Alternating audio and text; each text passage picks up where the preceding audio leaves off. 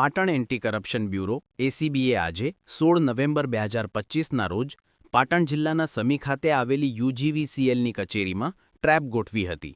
આ કાર્યવાહીમાં યુજીવીસીએલના junior engineer ચિંતનકુમાર શૈલેષભાઈ પટેલને 50,000 રૂપિયાની લાંચ સ્વીકારતા રંગેહાથ ઝડપી પાડવામાં આવ્યો હતો.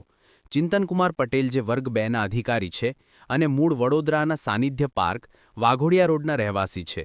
તેમણે એક જાગૃત નાગરિકના ખેતરમાં વીજ જોડાણ કરી આપવા માટે 50,000 રૂપિયાની ગેરકાયદેસર માંગણી કરી હતી. ફરિયાદી લાંચની રકમ આપવા માંગતા ન હોવાથી તેમણે પાટણ એસીબીનો સંપર્ક કર્યો હતો અને આ અંગે ફરિયાદ નોંધાવી હતી. આ ફરિયાદના આધારે એસીબીની ટીમે યુજીવીસીએલ કચેરી, સમી ખાતે છટકાનું આયોજન કર્યું હતું. ટ્રેપ દરમિયાન આરોપી ચિંતનકુમાર પટેલે ફરિયાદી પાસેથી 50,000 રૂપિયાની લાંચની રકમ સ્વીકારી હતી. એસીબીની ટીમે તુરંત કાર્યવાહી કરીને લાંચની રકમ સાથે આરોપીને પકડી પાડ્યો હતો. આ સફળ trap PI એમજે Chaudhary, ACB post Patan દ્વારા કરવામાં આવી હતી. એસીબીએ હાલમાં આક્ષેપિત અધિકારીને ડિટેઇન કરીને તેની સામે કાયદેસરની કાર્યવાહી શરૂ કરી દીધી છે.